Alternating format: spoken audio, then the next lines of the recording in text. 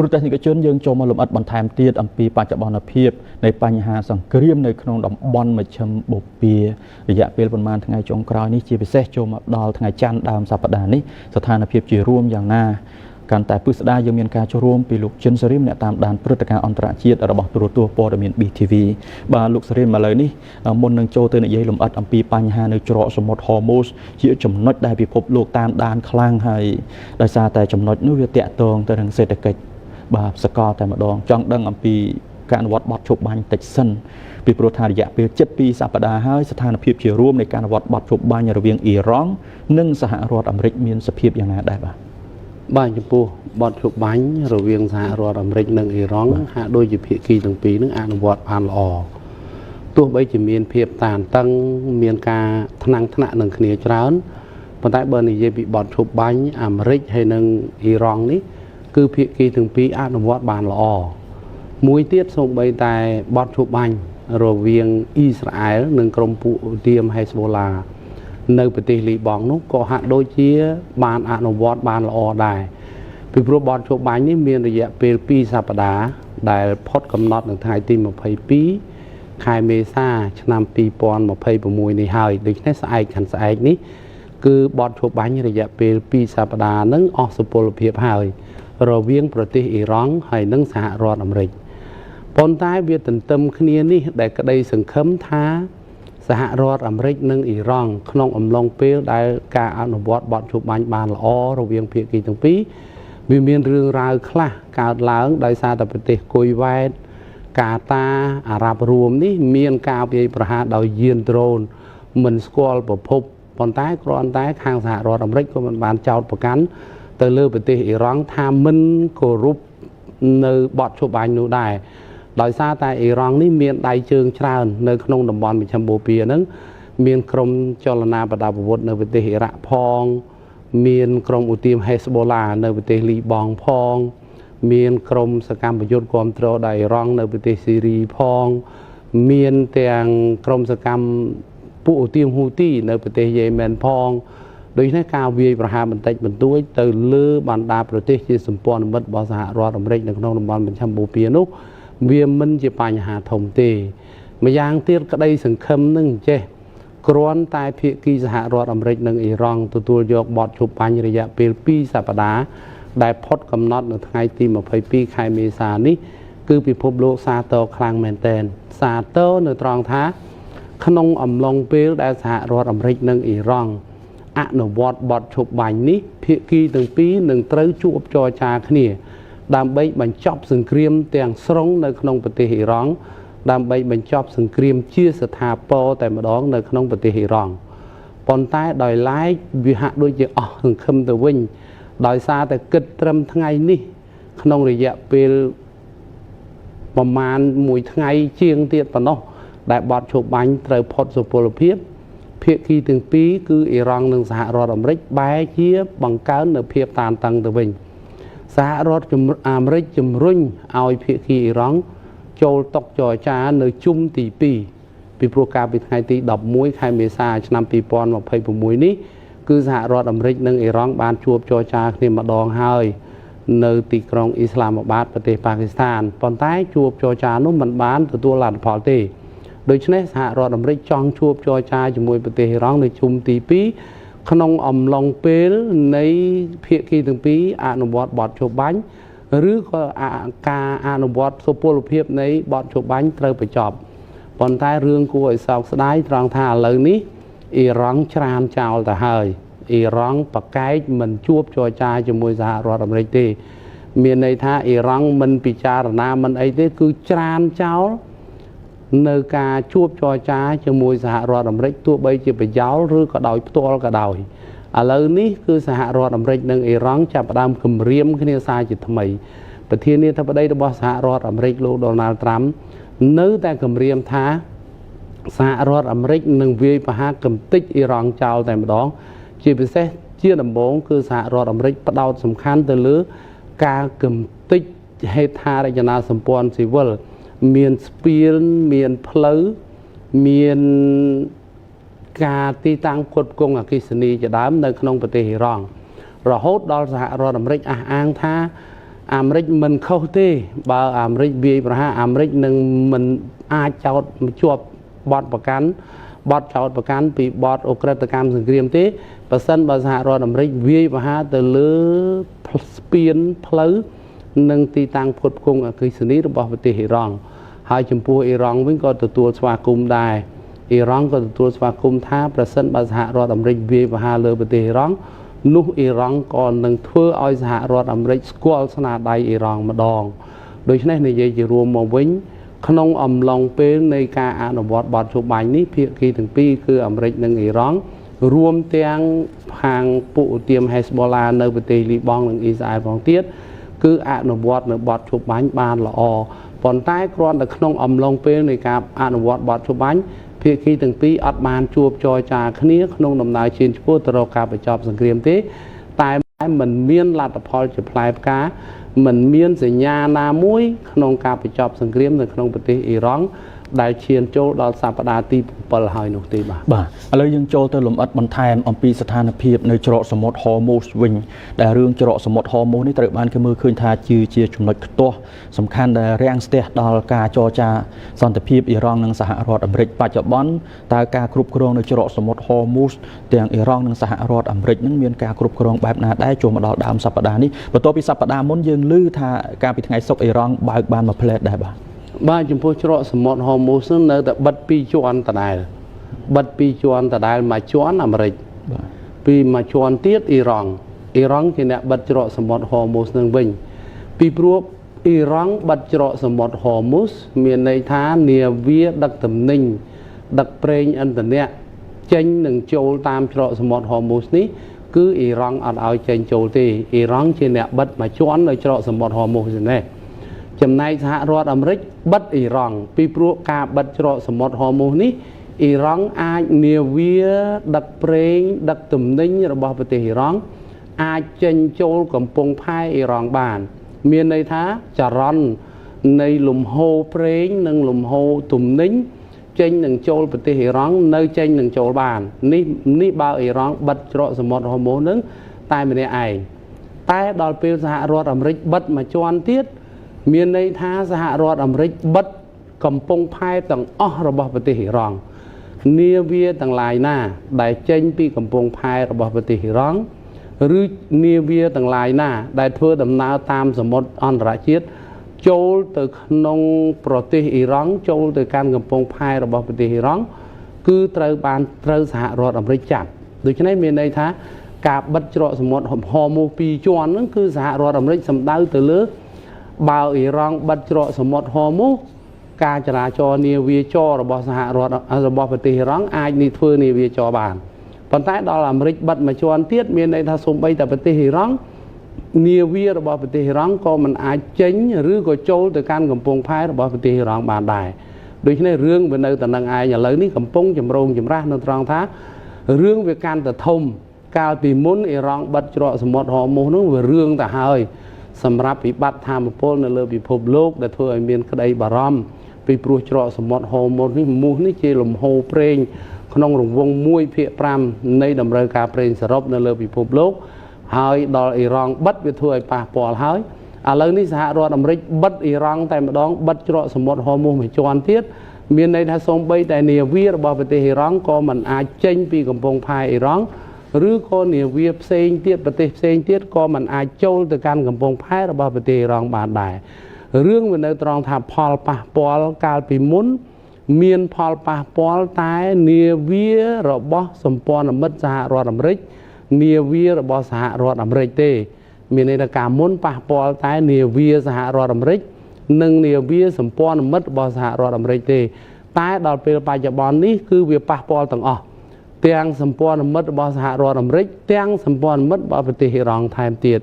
ជាពិសេសឥឡូវនេះបណ្ដាប្រទេសមួយចំនួនដែលជាសម្ព័ន្ធមិត្តរបស់សហរដ្ឋអាមេរិកចាប់ផ្ដើមក្តៅក្រហាយកាន់តែខ្លាំងចាប់ផ្ដើមបន្ទោសអាមេរិកកាន់តែខ្លាំងបន្ទោសនៅត្រង់ថាប្រទេសផ្សេងទៀតមិនមែនតែប្រទេសចិនទេដែលទិញប្រេងពីប្រទេសអ៊ីរ៉ង់នឹងយកមកប្រើប្រាស់ក្នុងការបំពេញតម្រូវការធម្មពលនៅក្នុងប្រទេសរបស់ខ្លួនដូចជាកូរ៉េខាងត្បូងដូចជាប្រទេសជប៉ុនដូចជាប្រទេសឥណ្ឌាដែលពឹងផ្អែកខ្លាំងលើការនាំចូលប្រេងពីប្រទេសអ៊ីរ៉ង់ ក៏ត្រូវសហរដ្ឋអាមេរិកនឹងជាអ្នកបិទដូច្នេះមានន័យថាឥឡូវនេះវាមានផលប៉ះពាល់ខ្លាំងដល់ប្រទេសជាសម្ព័ន្ធមិត្តរបស់សហរដ្ឋអាមេរិកដូចជាប្រទេសជប៉ុននាំចូលប្រេងពីអ៊ីរ៉ង់នឹងក្នុងរង្វង់ពីតំបន់មជ្ឈិមបូព៌ាទាំងអ៊ីរ៉ង់ថែមទៀតនឹងដល់ទៅ 93% ច្រកសមុទ្របិទហើយច្រកសមុទ្រហូមូសបិទហើយដោយអ៊ីរ៉ង់គឺខាងប្រទេសជប៉ុននៅមានដង្ហើមរស់ខ្លះហើយដល់ឥឡូវនេះសហរដ្ឋអាមេរិកបិទអ៊ីរ៉ង់ទៀតអញ្ចឹងខាងប្រទេសជប៉ុនអត់មានថាមពលប្រើប្រាស់ទេឥណ្ឌាដែលសុខចិត្តតាមសហរដ្ឋអាមេរិកនៅត្រង់ថាសុខចិត្តកាត់បន្ថយការទិញប្រេងពីប្រទេសរុស្ស៊ីហើយនាំចូលប្រេងបន្ថែមពីប្រភពតំបន់មជ្ឈិមបូព៌ាដើម្បីបំពេញតម្រូវការរបស់ខ្លួនដល់ពេលនេះសហរដ្ឋអាមេរិកបិទមួយជាន់ទៀតអញ្ចឹងមានន័យថាឥណ្ឌាមានកង្វះខាតថាមពលងាកទៅទិញពីរុស្ស៊ីវិញរុស្ស៊ីលែងអនុគ្រោះហើយពីព្រោះកាលមុនរុស្ស៊ីអនុគ្រោះតម្លៃក្នុងនាមថាជាប្រទេសមានទំនាក់ទំនងល្អខាងផ្នែកពាណិជ្ជកម្មអញ្ចឹងដល់ឥឡូវនេះរុស្ស៊ីថាប្រកាសលក់ឲ្យឥណ្ឌាវិញដើម្បីបំពេញតម្រូវការប៉ុន្តែក្នុងតម្លៃដូចធម្មតានៅលើទីផ្សារអន្តរជាតិដោយមិនមានការអនុគ្រោះដូច្នេះវាប៉ះពាល់ឥណ្ឌាក៏ជាសម្ព័ន្ធមិត្តរបស់សហរដ្ឋអាមេរិកដែរកូរ៉េខាងត្បូងក៏ដូចគ្នាដែរដូច្នេះបើនិយាយជារួមមកវិញការបិទច្រកសមុទ្រហូមូស2ជាន់ដោយអ៊ីរ៉ង់ផងនិងសហរដ្ឋអាមេរិកផងនេះវាធ្វើឲ្យវិបត្តិកើតឡើងកាន់តែធ្ងន់ធ្ងរទាំងនៅក្នុងតំបន់មជ្ឈិមបូព៌ានិងនៅលើពិភពលោកដោយផ្ទាល់ដោយសារតែចរាចរណ៍ទំនិញទាំងបណ្ដាប្រទេសនៅក្នុងតំបន់មជ្ឈិមបូព៌ានិងទាំងអ៊ីរ៉ង់ថែមទៀតมันអាចដឹកចេញនឹងចូលតាមកំពង់ផែរបស់ខ្លួនទេហើយរហូតមកដល់ពេលនេះអ៊ីរ៉ង់ដាក់សម្ពាធទៅលើអាមេរិកថាមកពីអាមេរិកនឹងឯងបានជាខ្លួនបិទច្រកសមុទ្រហូមូសចំណែកអាមេរិកថាបើអ៊ីរ៉ង់បិទច្រកសមុទ្រហូមូសអាមេរិកក៏បិទកំពង់ផែទាំងអស់របស់ប្រទេសអ៊ីរ៉ង់អត់ឲ្យដំណើរការដែរដូច្នេះមានន័យថាស្ថានភាពវាកាន់តែធ្ងន់ធ្ងរហើយប្រសិនបើបត់ឈប់បាញ់ផុតសុពលភាពទៅអ៊ីរ៉ង់និងអាមេរិកចាប់ផ្ដើមវាយប្រហារគ្នាសាជាថ្មីនោះរឿងកាន់តែធំថែមទៀតនៅលើពិភពលោកនេះជាពិសេសនៅតំបន់មជ្ឈិមបូព៌ាដែលធ្វើឲ្យមានវិបត្តិកាន់តែធ្ងន់ធ្ងរផ្នែកសេដ្ឋកិច្ចសកលជាពិសេសទំនិញឡើងថ្លៃកប់ពពកនៅលើទីផ្សារនៅពេលខាងមុខនោះបាទសូមអរគុណលោកស្រីមយើងបន្តតាមដានបន្តទៀតអំពីស្ថានភាពជារួមរឿងសង្គ្រាមអាមេរិកអ៊ីរ៉ង់តាមមើលទៅថ្ងៃ22មេសាដោយលោកបានលើកឡើងជាថ្ងៃអសានវិទ្យបត់ជប់បាញ់ត្រូវផុតកំណត់តើអាមេរិកនិងអ៊ីរ៉ង់ត្រូវវាយគ្នាតទៀតឬក៏អាចមានវឌ្ឍនភាពវិជ្ជមានណាមួយកើតឡើងនៅក្នុងដំណាក់កាលមួយថ្ងៃពីរថ្ងៃចុងក្រោយនេះយើងបន្តតាមដានបន្តទៀតជម្រាបលាបាទអរគុណបាទប្រជាពលរដ្ឋនៃប្រទេសអ៊ីរ៉ង់ជាច្រើនអ្នកបានប្រមូលផ្ដុំគ្នាបង្ហាញការគាំទ្រចំពោះរដ្ឋាភិបាលអ៊ីរ៉ង់របស់ពួកគេថែមទាំងបានលើកឡើងថាពួកគេមិនខ្លាចសង្គ្រាមសហរដ្ឋអាមេរិកថែមទៀតផងការប្រមូលផ្ដុំនេះកើតមានឡើងស្របពេលដែលពួកគេបង្ហាញនៅការមិនពេញចិត្តក៏ដូចជាការមិនជឿជាក់ទៅលើភាពស្មោះត្រង់របស់សហរដ្ឋអាមេរិកប្រជាជនបានទៅប្រមូលផ្ដុំគ្នានៅក្នុងទីក្រុងតេអ៊ីរ៉ង់កាលពីយប់ថ្ងៃអាទិត្យទី19មេសាឆ្នាំ2026ដើម្បីគាំទ្ររដ្ឋាភិបាលអ៊ីរ៉ង់មនុស្សមួយចំនួនបានបង្ហាញការមិនទុកចិត្តទាំងស្រុងចំពោះអាមេរិកដែលរហូតមកដល់ពេលនេះមិនទាន់បានបំពេញតាមការបដិញ្ញាចិត្តរបស់ខ្លួននៅឡើយទីភ្នាក់ងារសារព័ត៌មានរដ្ឋបានរាយការណ៍នាថ្ងៃអាទិត្យថាអ៊ីរ៉ង់បានច្រានចោលការចរចាសន្តិភាពថ្មីជាមួយអាមេរិកប៉ុន្មានម៉ោងបន្ទាប់ពីប្រធានាធិបតីអាមេរិក Donald Trump បាននិយាយថាលោកនឹងបញ្ជូនបេសកជនទៅកាន់ប្រទេសប៉ាគីស្ថានសម្រាប់ការចរចាហើយនឹងវាយប្រហារអ៊ីរ៉ង់ប្រសិនបើអ៊ីរ៉ង់មិនទទួលយកលក្ខខណ្ឌរបស់លោកទីភ្នាក់ងារសារព័ត៌មានផ្លូវការរបស់អ៊ីរ៉ង់គឺសារព័ត៌មាន IRNA បានសរសេរថាអ៊ីរ៉ង់បាននិយាយថាអវត្តមានរបស់ខ្លួនពីកិច្ចចរចាជុំទី2គឺបណ្ដាលមកពីអ្វីដែលខ្លួនហៅថាជាការទាមទារហួសហេតុរបស់អាមេរិកគឺ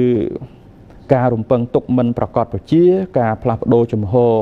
មិនឈប់ឈរការខ្វែងគំនិតគ្នាម្ដងហើយម្ដងទៀតនិងការនៅបន្តបិទផ្លូវទឹកដែលខ្លួនចាត់ទុកថាជាការរំលោភបំពានបទឈប់បាញ់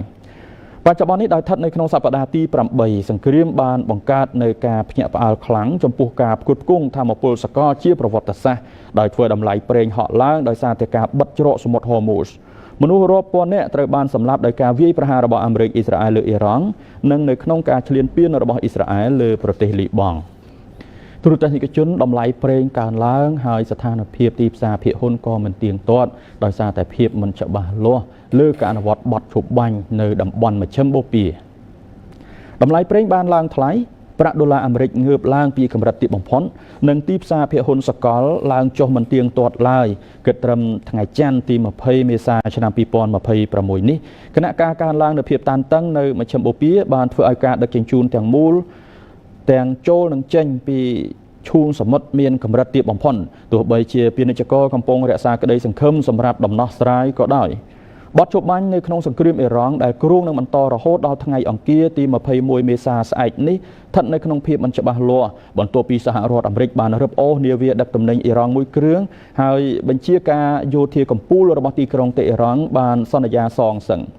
អ៊ីរ៉ង់បានបិទច្រកសមុទ្រហូមូសឡើងវិញទោះបីជាទិន្នន័យរបស់ស្ថាប័នតាមដានទីផ្សារសកល Kepler បង្ហាញថានាវាជាង20គ្រឿងដែលដឹកផលិតផលប្រេងលោហៈធាតុឧស្ម័ននិងជាកសិកម្មបានឆ្លងកាត់ច្រកនេះកាលពីថ្ងៃសៅរ៍ដែលជាថ្ងៃដ៏មមាញឹកបំផុតសម្រាប់ផ្លូវឆ្លងកាត់នេះចាប់តាំងពីថ្ងៃទី1មីនាមកមិនដែលមានតម្លៃប្រេងឆៅ Brent បានកើនឡើងប្រហែល 6% គឺដល់$96អាមេរិកក្នុង1បារ៉ែលនៅក្នុងការជួញដូរដំបូងនៅតំបន់អាស៊ី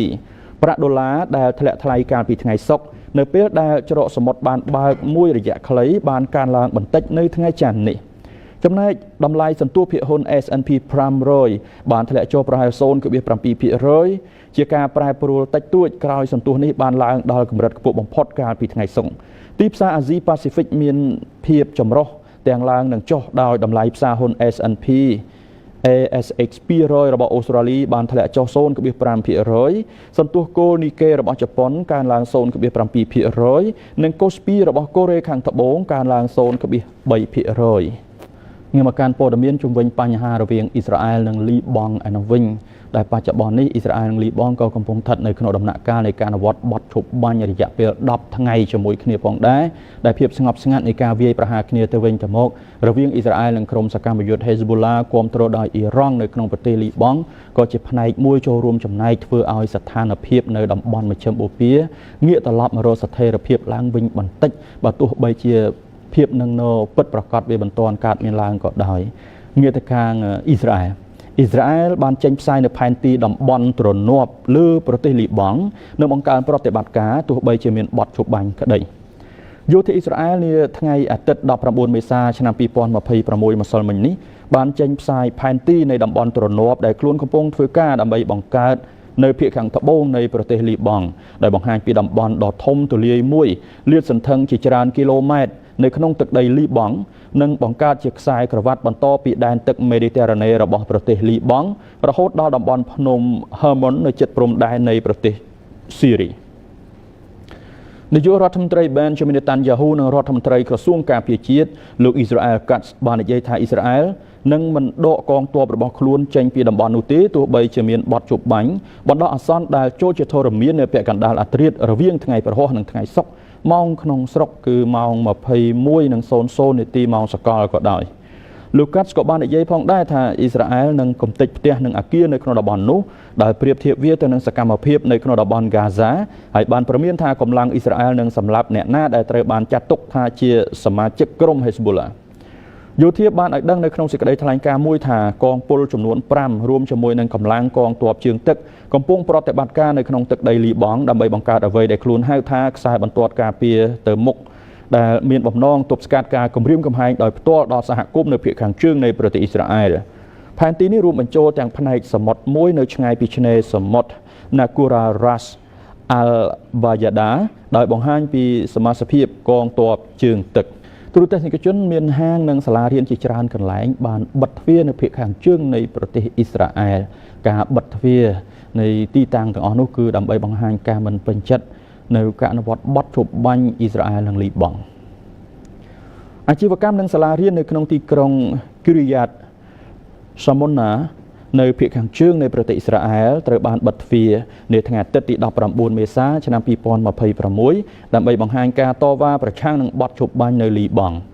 គណៈអ្នកស្រុកមួយចំនួនបានសម្ដែងក្តីសង្ឃឹមរបស់ពួកគេសម្រាប់សន្តិភាពយូរអង្វែងជាមួយលីបង់អ្នកផ្សេងទៀតបាននិយាយថាអ៊ីស្រាអែលមិនគួរឈប់ប្រយុទ្ធជាមួយនឹងកងជីវពល Hezbollah គាំទ្រដោយអ៊ីរ៉ង់ទេព្រោះពុំទទួលបានអ្វីឡើយ យោងតាមអត្ថបទនៃកិច្ចព្រមព្រៀងចេញផ្សាយដោយក្រសួងការបរទេសអាមេរិកអ៊ីស្រាអែលនិងលីបង់បានព្រមព្រៀងគ្នាលើការបញ្ឈប់អរិភាពកាលពីថ្ងៃទី16មេសាវេលាម៉ោង 21:00 នាទីម៉ោងសកលសម្រាប់រយៈពេលដំបូង10ថ្ងៃដើម្បីអាចឲ្យមានការចរចាសន្តិភាពរវាងប្រទេសទាំងពីរប៉ុន្តែអំពើហិង្សាបានបន្តកាលពីថ្ងៃសៅរ៍ទី18មេសាសប្តាហ៍មុននៅពេលដែលទាហានជនជាតិបារាំងម្នាក់ត្រូវបានសម្លាប់និង3នាក់ទៀតរងរបួសនៅភាគខាងត្បូងនៃប្រទេសលីបង់ក្នុងការវាយប្រហារមួយដែលកម្លាំងរក្សាសន្តិភាពរបស់អង្គការសហប្រជាជាតិដែលគេស្គាល់ថាកម្លាំង UNIFIL និងក្រុមមន្ត្រីបារាំងនិយាយថាទំនងជាត្រូវបានធ្វើឡើងដោយក្រុម Hezbollah ដោយឡែកយោធាអ៊ីស្រាអែលបាននិយាយថាខ្លួនបានសម្លាប់សមាជិកម្នាក់របស់ក្រុមភេរវកដែលបានរំលោភបំពានបទជប់បាញ់សម្របសម្រួលដោយអាមេរិកដែលនិយាយថាខ្លួនត្រូវបានអនុញ្ញាតឲ្យចាត់វិធានការការពារខ្លួននៅក្នុងករណីចាំបាច់